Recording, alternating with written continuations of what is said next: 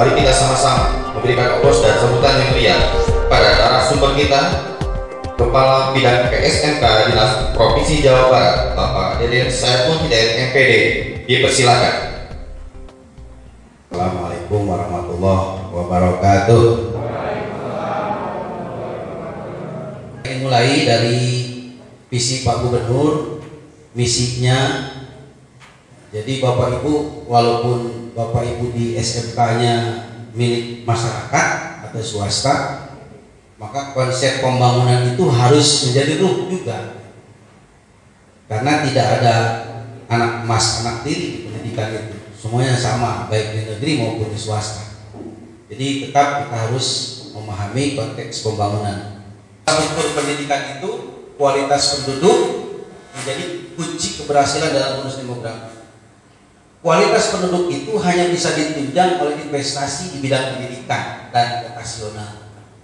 Ini di garis bawahnya di sini. Oleh karena itu Pak Presiden kan begitu konsen bicara tentang pendidikan vokasional. Makanya dana begitu triliunan pun diberikan kepada Direktorat Jenderal Vokasi dalam membentuk pendidikan vokasional yang memang sesuai dengan harapannya. Tapi bukan berarti SMA ditinggalkan, bukan juga. Tetap saja, karena SMA persiapan mereka ke perguruan tinggi, meningkatkan kualitas penduduk melalui pendidikan, tetapi untuk menambah dari kualitas penduduk masa depan dengan bonus demografi tadi, maka butuh investasi di pendidikan dan vokasional.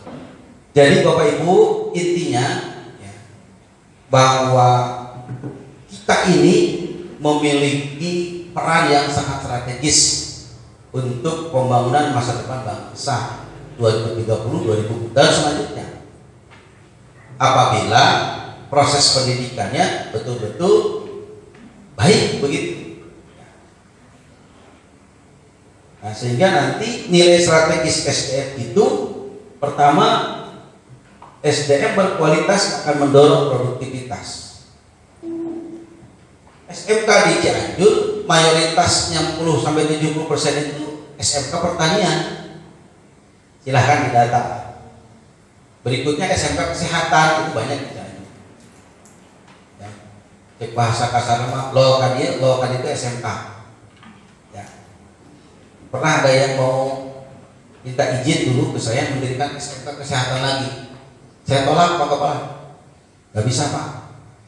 Datanglah kegedeannya yang datang ke saya, Pak tolong dibantu SMK kesehatan saya buka. Nggak bisa, sudah banyak kayak gitu. Kalau mau buka boleh tuh Pak, pengecoran logam. Terus saya bilang SMK berkaitan dengan energi dan sumber daya alam itu boleh. Pokoknya saya akan buka SMK kesehatan. Itu ya jelma. Masih tanya lagi kesehatannya apa Pak? Kesehatan hewan, boleh kesehatan hewan. Yang kedua, produktivitas meningkat, maka ekonomi pun menguat, begitu. Ini nilai strategis kita ini di pendidikan luar biasa. Jika ekonomi meningkat, maka perpajakan fiskal semakin sehat. Ujung-ujungnya SDM kuat, pembangunan menguat, masyarakat sejahtera. Jadi nilai strategis SDM ini luar biasa.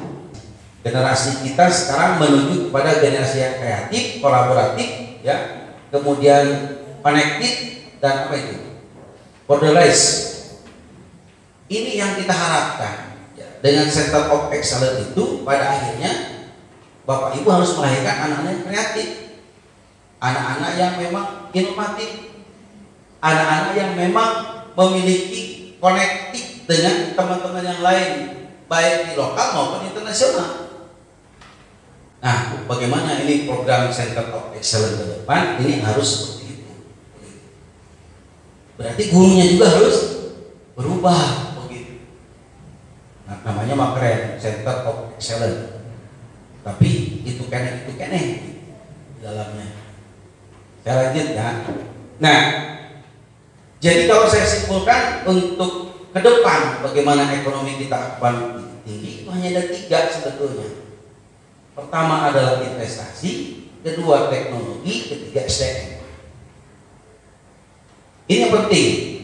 Hasil survei yang kita lakukan, Jawa Barat itu 60%-nya itu, ya kalau lihat dari angka tadi itu lulusan SMK itu 60%-nya baru terserap oleh dunia usaha, dunia industri di Jawa Barat. Kalau diangkakan itu sekitar 14% katanya di Jawa Barat itu penyumbang pengangguran lulusan SMK. Di nasional itu sekitar 8,sekian%. Nah, jadi dasarnya kita ingin membuat SMK Center of Excellence itu minimal 5 hal. Pertama, melalui revitalisasi penguatan regulasi. Alhamdulillah sudah keluar kita Pergub.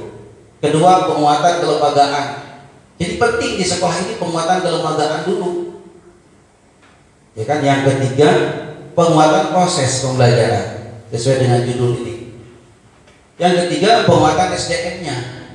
Tadi gurunya, pengawasnya. Baru yang keempat, penguatan kolaborasi dengan dunia usaha, dunia industri. Maka Center of Excellence itu akan berjalan apabila melakukan ini semua. Kalau kita ingin jadi Center of Excellence, maka petakan gurunya ada nggak untuk siapin. Nah, yang terbaru sekarang ini Bapak Ibu, kemarin saya diskusi banyak dengan Pak Direktur, ke depan itu SMK semester 1 itu akan umum, semester 1, semester 2, mulai semester 3, 4 itu akan dilakukan asesmen. Ini akan saya ditarik juga di Jawa Barat.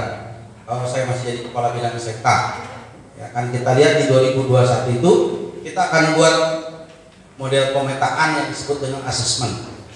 Jadi nanti mulai semester 3 anak akan di asesmen.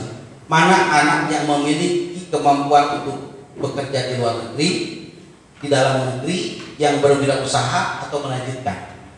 Kalau ini jadi Center of Excellence, maka sekolah ini harus menerima SMK lain untuk berpraktek. Jadi Bapak Ibu nanti berubah menjadi instruktur, gitu. Tidak hanya guru, instruktur bagi guru lain, begitu. Maka yang perlu disiapkan tadi produk leadership-nya apa? Karena namanya juga Center of Excellence. Jadi kalau Center of Excellence adalah pusat pengembangan. Prakteknya di sini, diujinya di sini, ya kan? Guru-gurunya diinstrukturi juga di sini. Itu the Center of Excellence. Dengan demikian maka hebatnya COE nanti adalah sekolah satu sama lain saling berkolaborasi. Ya, mudah-mudahan kita bisa menghasilkan produk-produk yang luar biasa. Ya. Dan yang paling pokok adalah bagaimana kita mengubah diri. Teman-teman ini mengubah diri. Kalau sudah disebut Center of Excellence, ya kitanya harus mengubah diri. Mengubah diri ke arah yang lebih baik. Menjadi contoh bagi SMK-SMK yang lain. Sebab apalah namanya Center of Excellence kalau kita tidak menjadi contoh bagi SMK yang lain. Ya. Terima kasih ya, mudah-mudahan sekali senantiasa dari Allah Subhanahu wa taala. Jalan-jalan ke Tasikmalaya, jangan lupa membeli beras. Mari kita bekerja bersama-sama untuk SMK yang berkualitas. Terima kasih. Assalamualaikum warahmatullahi wabarakatuh.